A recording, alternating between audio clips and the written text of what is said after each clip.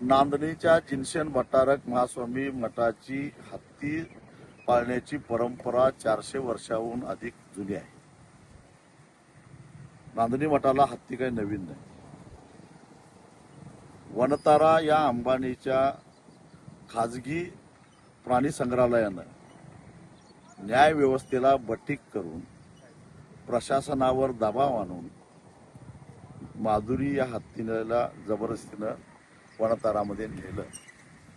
पण त्याच्या आधी 35 वर्ष ही माधुरी गुण्यागोविंदानं या मठामध्ये राहत होती.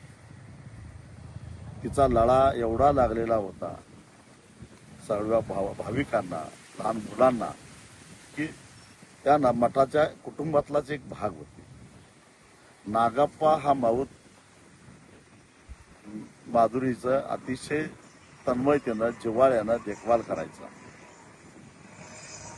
हृदयविकाराच्या झटक्यामुळे डॉक्टरांनी त्याला निवृत्त व्हायला सांगितलं आणि त्या काळामध्ये म्हणजे 2018 साली माधुरीची देखभाल कशी करायची हा प्रश्न मठाच्या विश्वस्तांच्या समोर पडला.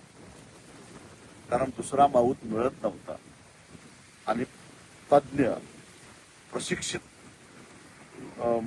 माऊताशिवाय माधुरीची देखभाल केली तर तिच्या आरोग्याचा प्रश्न निर्माण होऊ शकतो. या काळजीने विश्वस्तांनी विचार केला, माझ्याबरोबर चर्चा केली आणि मला त्यांनी विनंती करायला सांगितली वन विभागाला की आपला शोध जो माऊताचा शोध आहे तो शोध पूर्ण होईपर्यंत काही कालावधीसाठी म्हणून गडचिरोलीला जो हत्तीचा कॅम्प आहे ज्या ठिकाणी तांत्रिकदृष्ट्या शास्त्रीयदृष्ट्या हत्तींची देखभाल केली जाते, प्रशिक्षण दिलं जातं, त्या कॅम्पमध्ये माधुरीची काही काळासाठी रवानगी करावी आणि केरळ कर्नाटकातून एक चांगला प्रशिक्षित माऊत आपण आणावा आणि त्यासाठी आम्हाला कालावधी पाहिजे होता. आणि म्हणून त्यावेळी मी खासदार होतो, वन खात्याला एक पत्र लिहिलं की काही काळापर्यंत माधुरीला त्या हत्तीनीला गडचिरोलीच्या कॅम्पमध्ये घेऊन जावं. खरं तर माधुरीची काळजी घेऊन त्यावेळी पेटावाले आले नाही, त्यावेळी वन खातं आलं नाही. वन खात्यानं हात वर केली, असमर्थता दाखवली आणि म्हणून युद्ध पातळीवर शोध घेऊन आजचा इस्माईल हा नव्हता त्याला शोधून आणला आणि मग त्याच्यानंतर पुन्हा माधुरीची अतिशय चांगल्या पद्धतीनं व्यवस्था मठामध्ये व्हायला लागली. दरम्यानच्या काळामध्ये आत्ताचे जे जिनशन भट्टारक आहे त्यांची 2019 साली त्यांची निवड झाली, ते मठाधिपती झाले. ते अतिशय लहान वयाचे होते आणि त्यामुळं माधुरीचा आणि त्यांचा अतिशय लळा लागला. दोघांचं घट्ट नातं निर्माण झालं. हत्ती हा अतिशय संवेदनशील प्राणी असतो आणि हुशार असतो. त्याला कुणी खायला घातलं तर त्याची सोंड ही अतिशय संवेदनशील असते. सोंडेनं पहिला तो तपासतो आणि मगच तोंडात घालतो.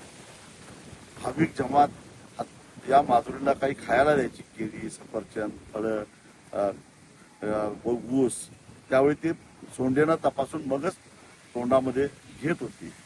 परंतु एकमेव अपवाद होते ते म्हणजे आमचे नांदणीचे भट्टारक महाराज. त्यांचा तिचा एवढा लळा होता की महाराज थेट तिच्या तोंडामध्ये पेरू, सफरचंद किंवा कुठलंही फळ घालवतं आणि ते सुद्धा मोठ्या विश्वासानं खात होते. जेव्हा माधुरीच्या विदाईचा प्रसंग आला त्यावेळी महाराजांना मुंदके फुटले. याचं कारण ते नातं आता तुटणार होतं. शेवटचं एक फळ महाराजांनी पेरू दिलं परंतु कधीही नकार न देणारी माधुरी त्या दिवशी महाराजांच्या हातचा पेरू खाल्ला नाही. सोंडेनं स्वीकारला पण बाजूला ठेवून दिला. एवढंच काय 4 तास मिरवणूक चालली होती नांदणीमध्ये, परंतु पुन्हा कुणीही भाविकाने दिलेलं फळ तिनं खाल्लं नाही. तिला इतकं वाईट होतं. एवढंच नव्हे तर अॅनिमल अँब्युलन्स मध्ये बसून ती जेव्हा जात होती त्यावेळी तिनं शेवटचा मठाला अभिवादन केलं. त्याच्याही उज्ज्वल सत्ता सोशल मीडियामध्ये व्हायरल झालं. इतकं नातं, घट्ट नातं माधुरीचं आणि या मठाचं आणि इथल्या भाविकांचं होतं. खरं तर आता काही लोक जे बटीक झाले आहेत अंबानीचे आणि सगळ्या व्यवस्थेचे, ते आता उलट सुलट काहीतरी चर्चा करायला लागलेत. परंतु मी पुन्हा एकदा सांगतो, वनतारा हे ज्या ठिकाणी आहे तिथलं 45 डिग्री तापमान हे हत्तीच्या अधिवासाला पोषक नाही आहे. त्यामुळे पुन्हा एकदा कायद्याची लढाई लढून आमच्या माधुरीला परत आणल्याशिवाय मी तरी स्वस्थ बसणार नाही. अंबानी कितीही मोठा उद्योगपती असू दे, कितीही धनदांडगी असू दे, ठीक आहे, आम्ही आता बेसावध होतो, पण पुन्हा सावधपणानं चाल करून माधुरीला परत आणल्याशिवाय सोडणार नाही.